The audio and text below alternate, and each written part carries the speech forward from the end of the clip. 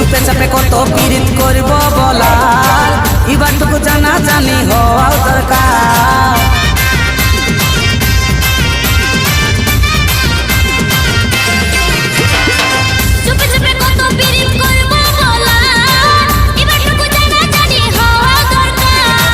চল ঘরে বলে দেখি শুনে ওরা বলবে কি, করে না নাই করে সেটা জানাও দরকার। এবারটুকু জানা জানি